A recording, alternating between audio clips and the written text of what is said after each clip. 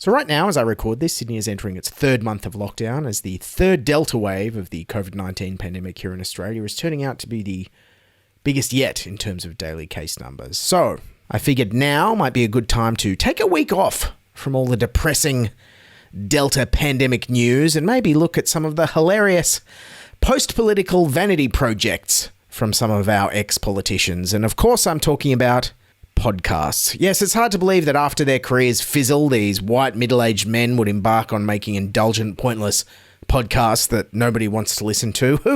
Who on earth would waste their time doing that? This month, former Australian Prime Minister and world-famous onion eater Tony Abbott launched his own podcast with the right-wing think tank, the Institute of Public Affairs, called Australia's Heartland with Tony Abbott.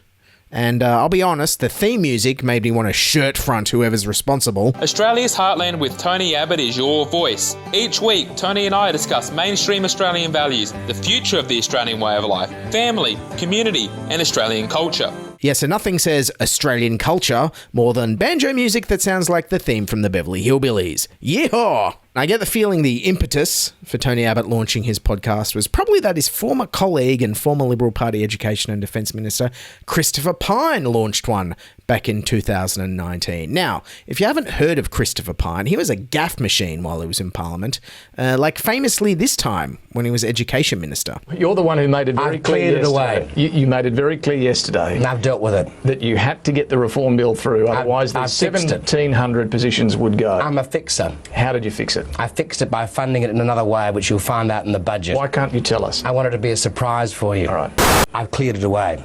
And we'll find out how later on. I fixed it. Yes, and I know that seemed awkward at the time, but now just claiming you fixed everything when you obviously haven't is basically the official communication strategy of our Prime Minister. So we have the plan. We are making great progress to achieve the goals of that plan. The vaccination rates are hitting their marks now. We've had our challenges, but we've overcome them.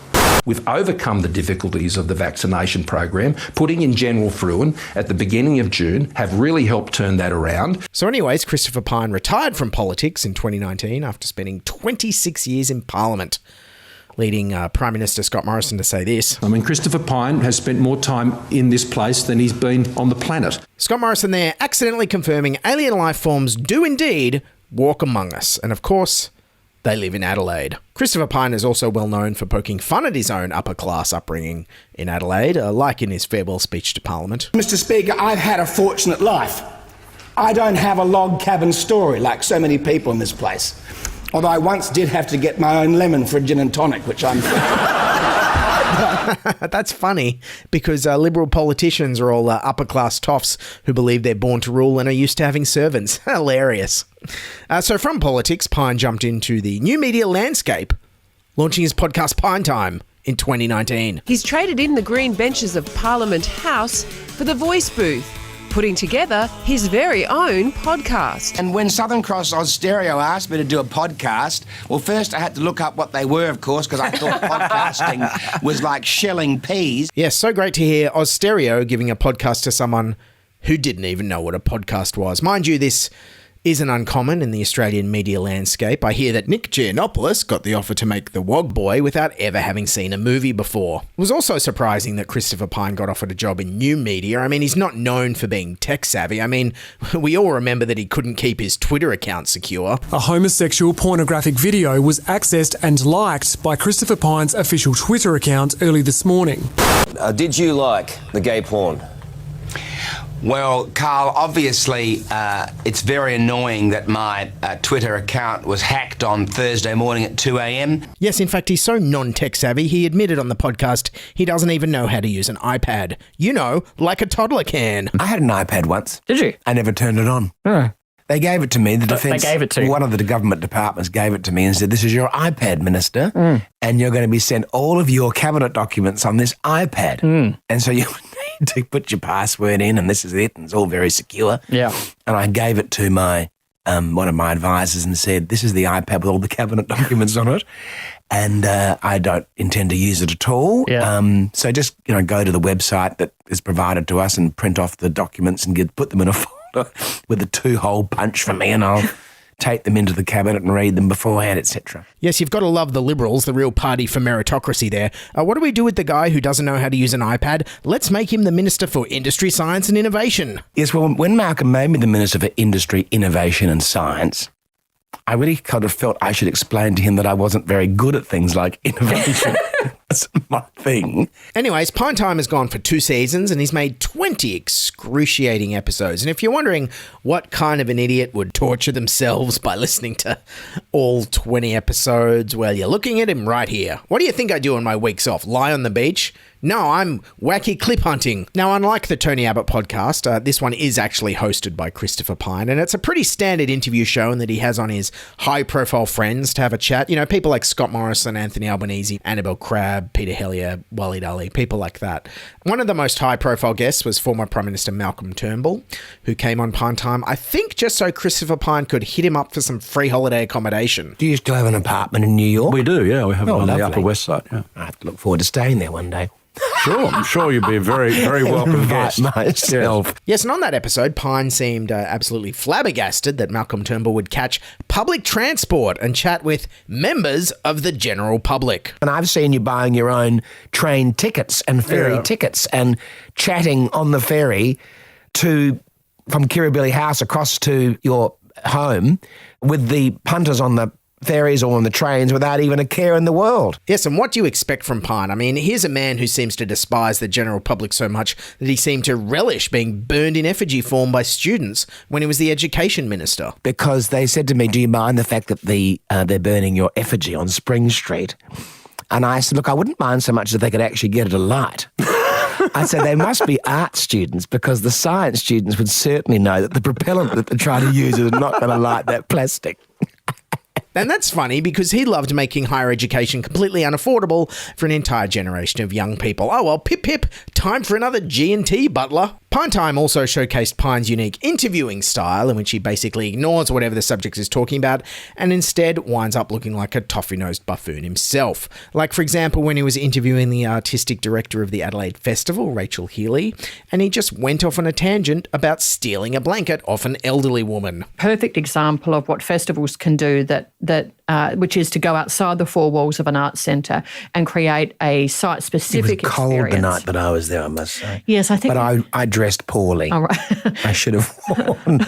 I dressed for the summer, and of course, as soon as the sun was gone, I was in deep trouble. But I think I pushed some old lady, not pushed an old lady. I pulled an old lady's rug from next to me half onto me and half onto her. I think she just generously allowed me to. Yes, and as a man who spent 26 years in federal politics, don't expect him to offer any geopolitical insights or behind-the-scenes banter on his podcast. Why on earth would you want to talk about that on a political podcast when you can talk about your old clothes? I've got something to reveal to you about tracksuits. Okay. I have a tracksuit. I don't believe you. I have recently acquired a 1981 Calvin Klein reproduction tracksuit.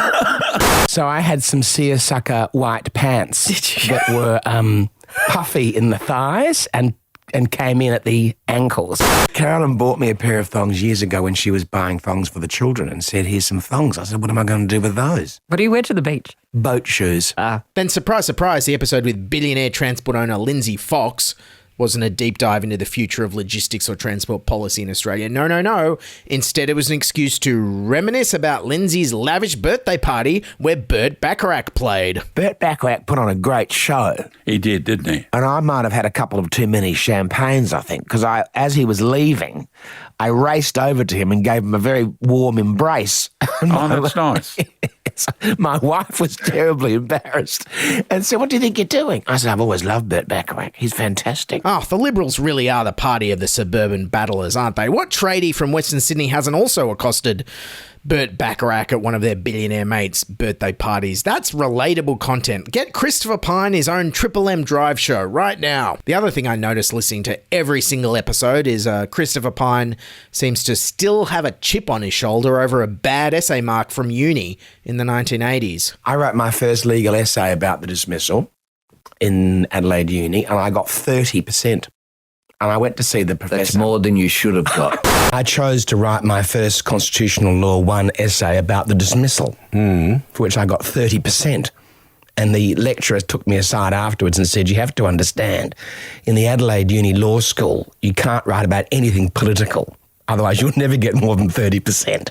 I said, really? They said, yes. So I never went near politics again. Yes, and if only he'd never gone near politics again in real life too, then the whole of Australia could have benefited. Pyne also relishes reminding his high-profile guests that he's a published author, but don't expect any insights into the creative process or tips on writing or publishing. No. Pyne is just here to brag about his mediocre sales figures. A Letter to My Children, which sold 3,500 copies, and my most recent book, The Insider, which has now sold over 14,000, according to Hachette. And on its way further. Which is quite a good in Australia for non-fiction. That's absolutely, pretty good. That's excellent.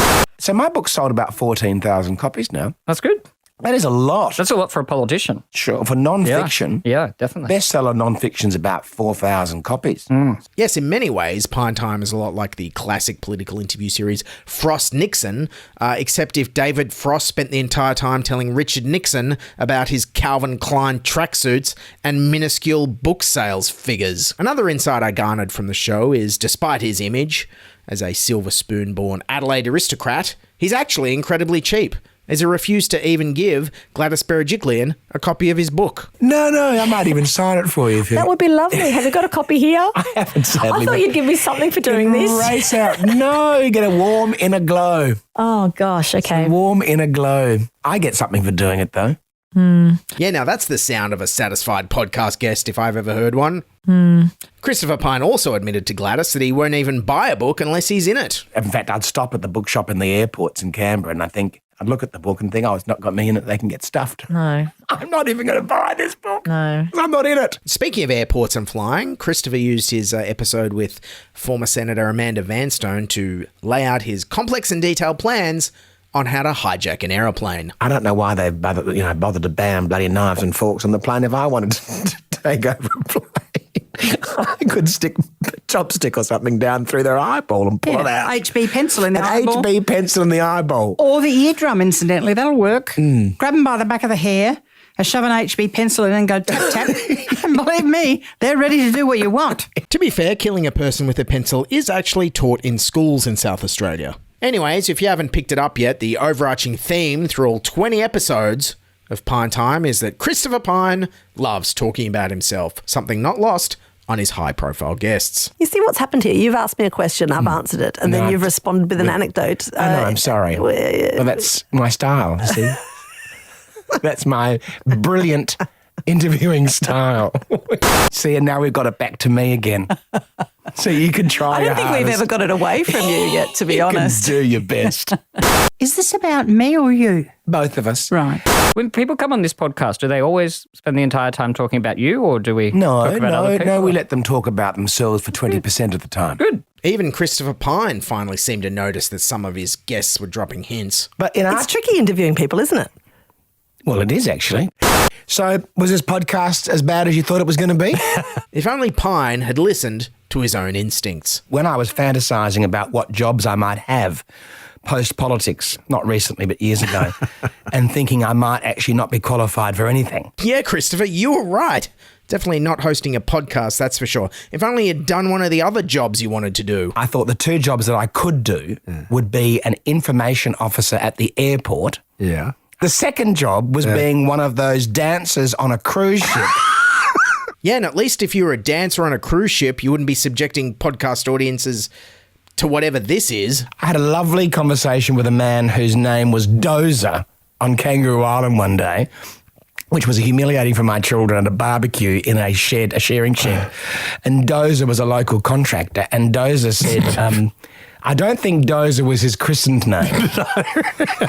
And he looked like a dozer, all right? So Dozer said, what sport do you play, mate? But look, all this nonsense I encountered listening to all 20 episodes of Pyne Time has actually inspired me. In fact, I'm announcing that I'm launching my brand new recurring segment, A Whiff of Pyne. Yes, on every episode of Newsfighters from now on, I'm going to be signing off with a hilarious, or at least slightly off-putting, out-of-context clip of Christopher Pyne from his podcast, Pyne Time. Like this one. I think board games teach you a lot. They do. They do. They do. Or this one where he talks about what a great person Pauline Hanson is. In all our personal dealings with Pauline, my personal dealings with Pauline Hanson, she's been more than charming. Or this one where he talks about his great life during lockdown with his wife. She has been very fortunate to have me at home, where I've been assisting her with a bit of advice about cooking and tidying and what the house should look like and what should go in the garden. She doesn't pay any attention to me, of course, with my advice. A distracting vignette coming to the end of every episode of Newsfighters. So hopefully you stop asking yourself, was this podcast as bad as you thought it was going to be? Newsfighters, Australia's funniest news summary podcast.